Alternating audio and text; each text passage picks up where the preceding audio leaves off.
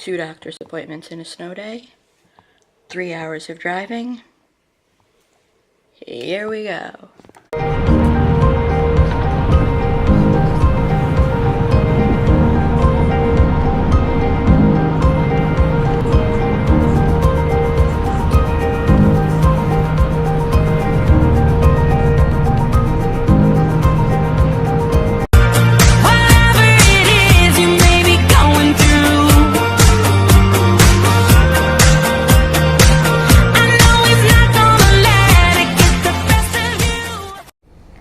Alright guys, so one appointment went really horribly wrong today, and one appointment that I just got out of went super great.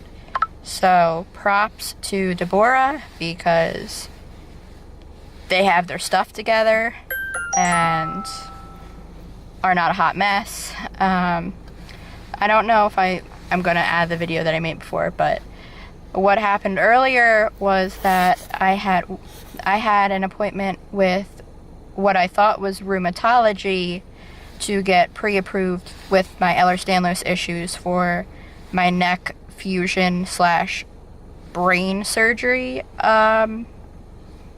We are trying to go with the second option, which, if you don't know about that, it is in another video that's just about the surgery. I'm not going to go into now, but what happened was somewhere along the lines between my neurosurgeon's office faxing over the request for rheumatology and the rheumatology division department, they somehow thought I needed an endocrinologist, which isn't uncommon for someone with Ehlers-Danlos. I have had one before, but because it's not the main issue right now, that's not something that we're looking for. So I went into the office in Philly, which is about a good 30-minute drive plus rush hour and tolls and gas and parking and co-pays, for an endocrinologist to walk in and tell me he doesn't know why I'm there. So that did not go over well, since we were waiting for this appointment, because I need it to be pre-approved. So we did work it out. It is now almost time for doctors to be closed since it's Friday. It is worked out. I do have to switch some stuff around, unfortunately, but people make mistakes. That happens. I get it. It was just an inconvenience and unfortunate, and life lesson: always triple, quadruple check your appointments, because sometimes people mess up and they're not the ones that pay for it. So we learned that today. I will update you guys later when I am able to fully hold my camera, because my arm really hurts. But I did have a really good heart doctor. This was a heart doctor at Deborah. I really recommend them. I really honestly didn't know about them until someone recommended them to me. We are doing more testing for that, and we're pretty sure that I do have POTS, which I was tested for, and Cooper told me I did not. So, although I don't want more issues, I want to know why things are wrong, because I want there to be evidence that it's not in my head. So although it's another thing, it actually causes me less anxiety and stress knowing that there are things that I can do to prevent it, rather than not knowing what's going on and not have a diagnosis and all of that stuff. So I obviously don't know how to work my camera still, other than hitting the record button, but we will get there at some point. So it's 6 o'clock, and I'm gonna finish this video and then upload it. This will probably be my latest video I've ever cut, edit / uploaded ever so far. I've been out of the house since 7 a.m. but if you saw previous clips that I'm gonna put in here, one of my doctors went terribly wrong and this last doctor went really good. So what I was saying about the cardiologist that I saw, I saw a specific type of cardiologist through Deborah. So it was a little bit of a hike to get there, but my dog has massive electricity on her ears. But it was well worth it, unlike some of the other doctors I've been to. This doctor luckily specialized in POTS, which is something that we were getting a second opinion on. We just wanted a second opinion because I have gone, now that you know the name of it, I have gone through Cooper. Originally, that was where all of my doctors were transferred to after I aged out of CHOP.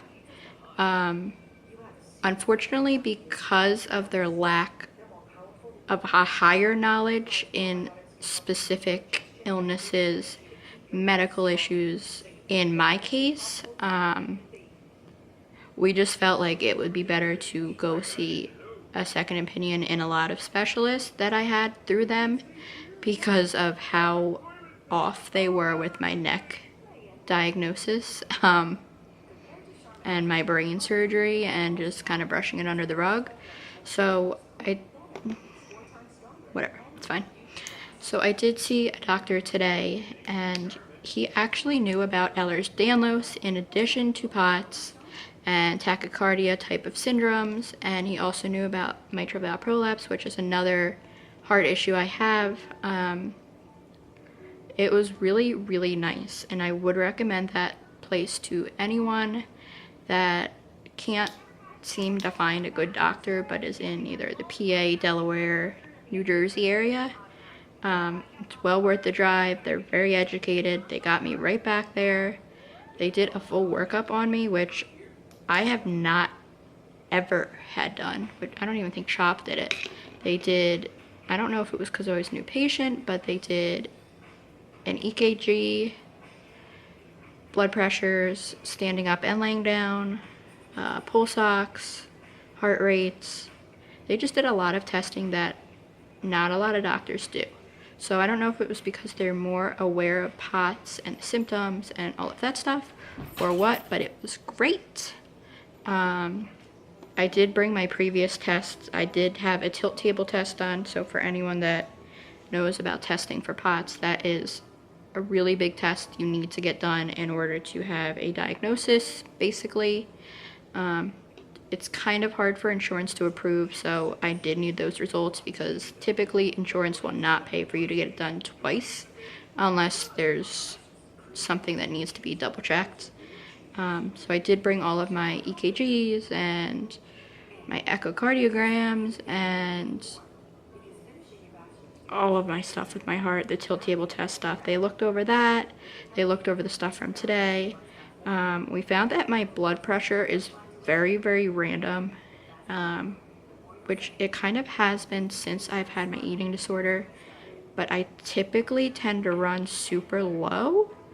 So it's kind of confusing because recently with all of the stress and everything, my blood pressure has been super, super high. Even though I was really stressed this morning, when I got to this doctor, my blood pressure was so low that they had to take it twice. They couldn't seem to find it.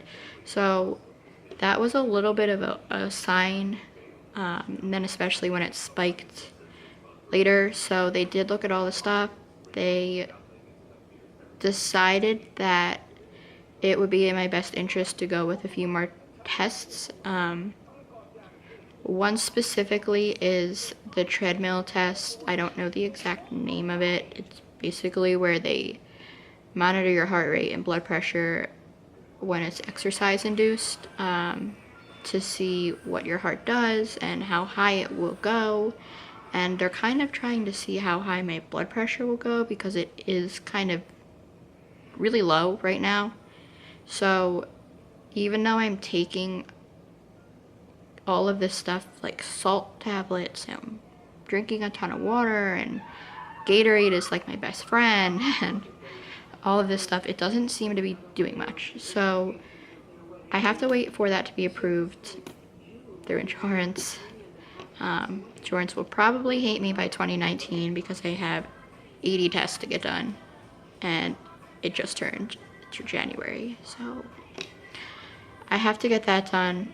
Then I have to go see, I don't know the exact name. It's Electro. I did save it. Someone told me. The person that recommended me. Electrophysiology team. And they are going to determine if I should be wearing a more, I guess you could say, daily Holter monitor, which for anyone that doesn't know, it's something that you kind of keep on and it reads, it's like a Fitbit but for your heart. So they will see everything.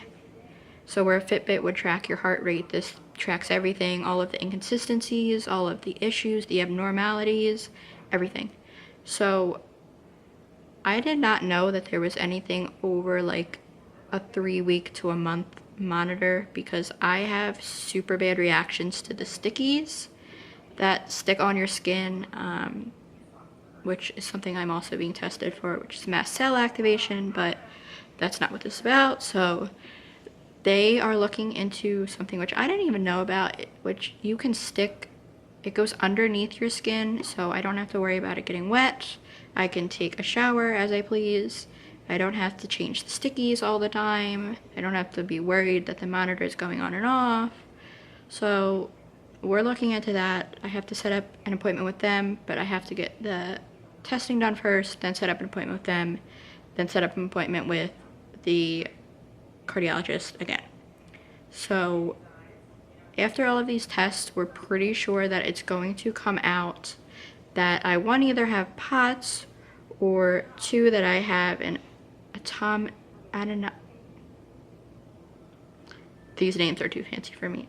Some sort of autonomic dysfunction or an autoimmune deficiency type of thing, which they said can be related either to Ehlers-Danlos, and it may be affecting, or it may be affected also because of my gastroparesis, which is a stomach issue. So if I don't retain enough, or I'm not taking in enough liquids, which I don't know how that's possible, but if that was possible, there would be a consideration for like fusions or hydration, or I don't know.